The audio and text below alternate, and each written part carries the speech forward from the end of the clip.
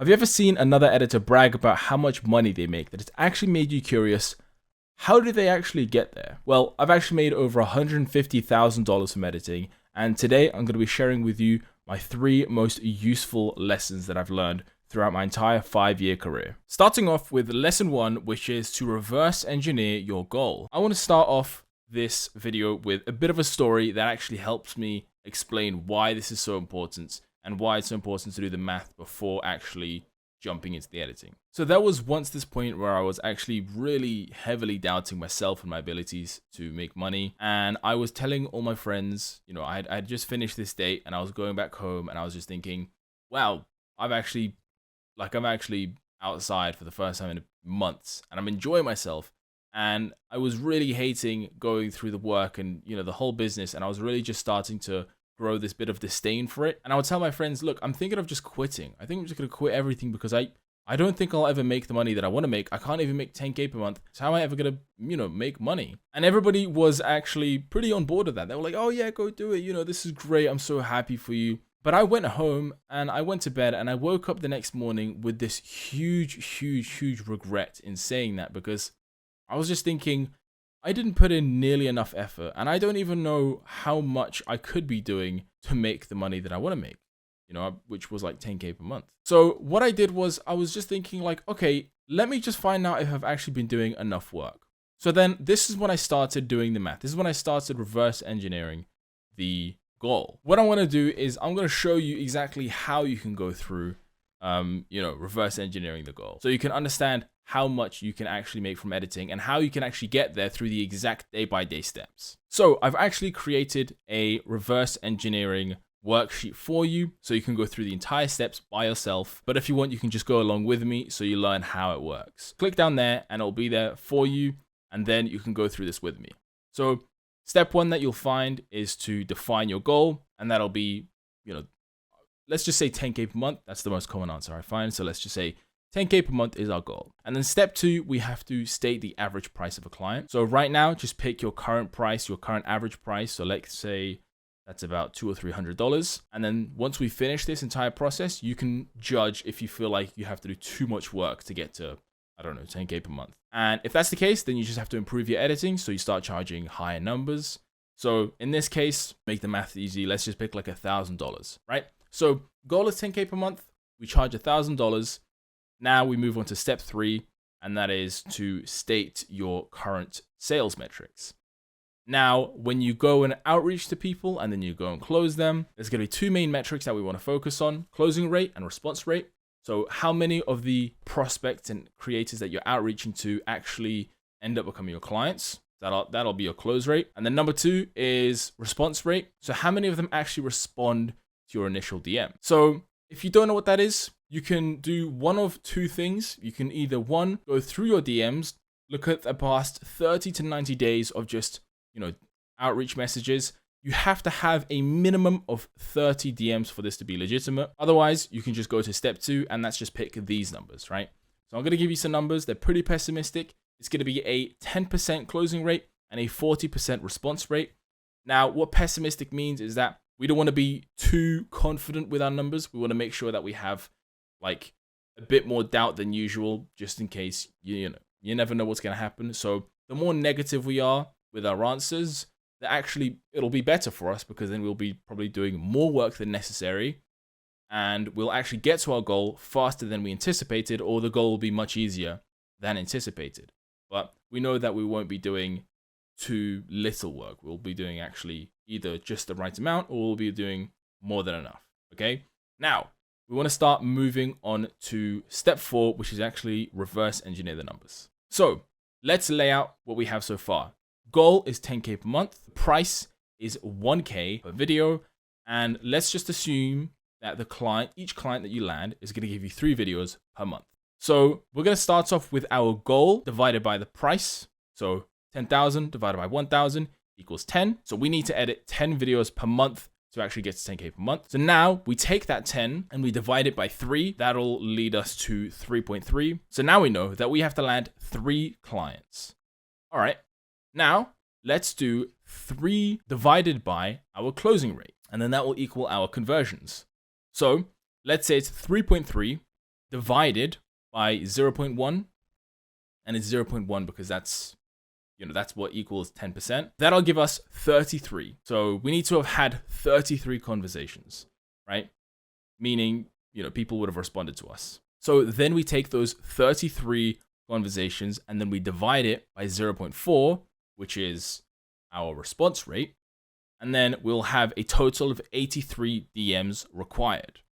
Now, let's say you outreach for only 7 days. So for the 1 week out of the entire month, you'll start outreaching, right? So you don't outreach every single day. You'll be doing it for 1 week, okay?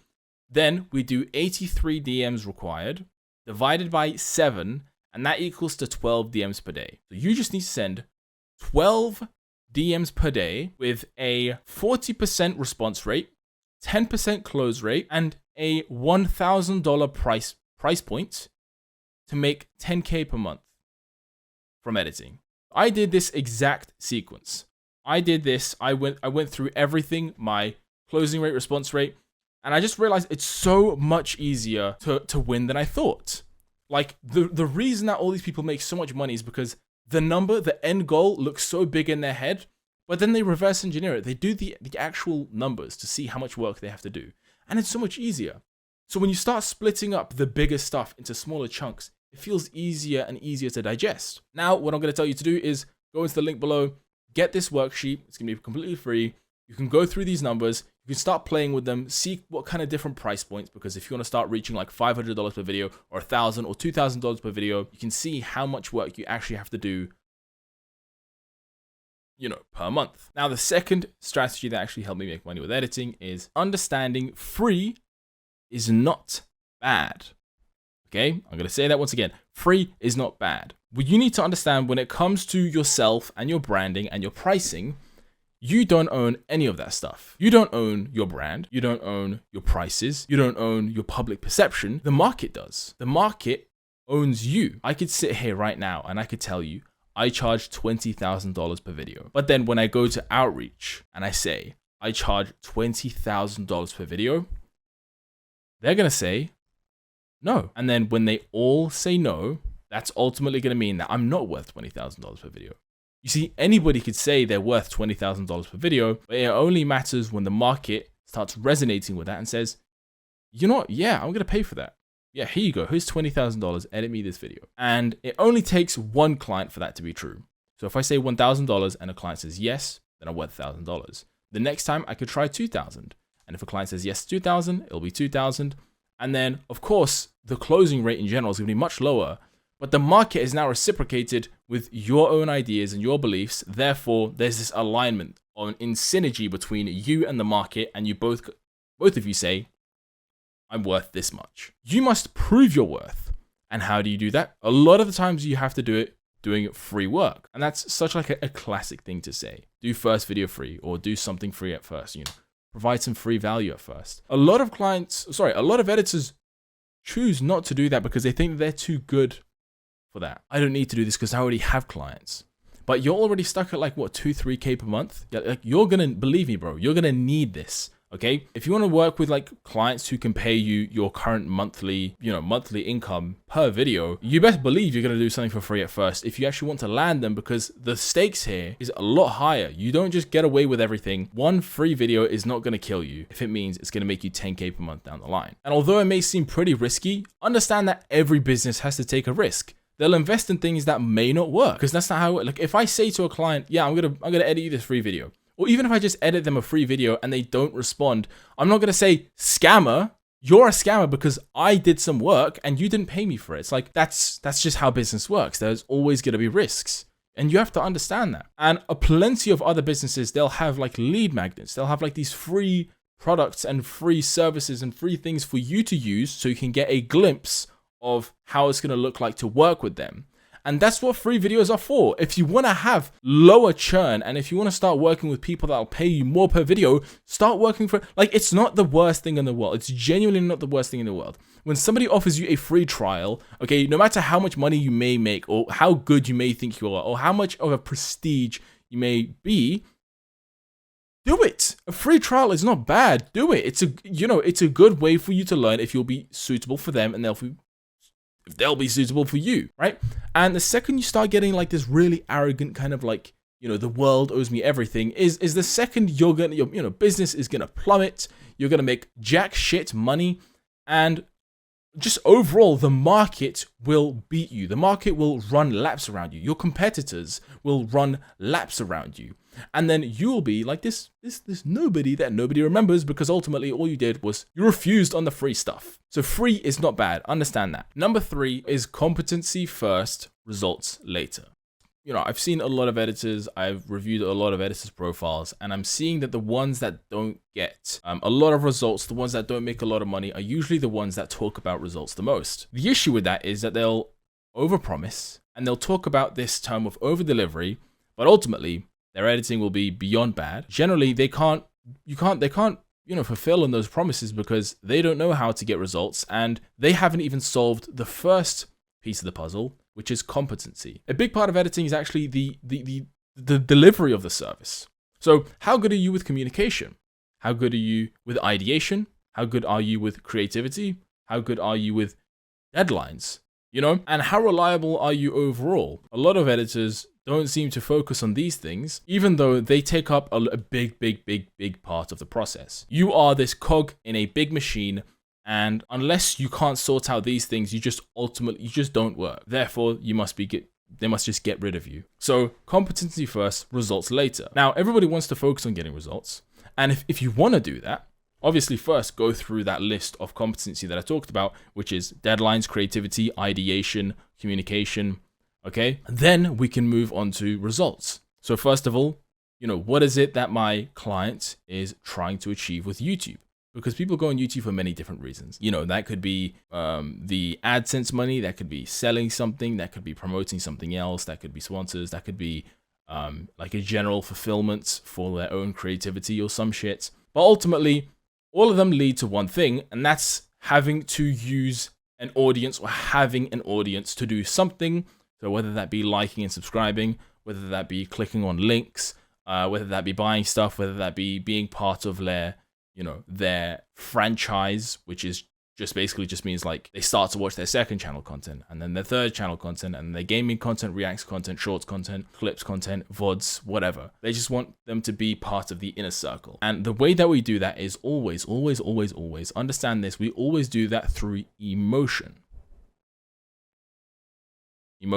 And the reason for this is because emotion essentially just means the movement in state of minds. So think about it like this. When you're on TikTok and you're scrolling a lot on your phone, you're going through like this kind of cycle of different emotions. And then by the end of it, you'll be emotionally exhausted. You won't want to talk to anyone or do anything. And I've been there, so I understand that. And generally, content creation is the same thing on a wider scale, on a longer time horizon. So when somebody's watching a video, they want to essentially go through those same cycles of emotion with a sprinkle of novelty, and they want to feel different things as they're watching the video. And that can be done throughout so many different ways of editing, but I'm not going to take up your time in explaining that. But ultimately, as long as you're moving through this cycle, people are going to stay on the video. People are going to be more convinced to act on whatever CTA comes at the end of the video or the middle of the video. So then that means we need to start focusing on how to leverage emotion. And editing is emotion based, meaning you have to learn how you can evoke this emotion from your audience to your clients. And then if your clients see that you're doing that, ultimately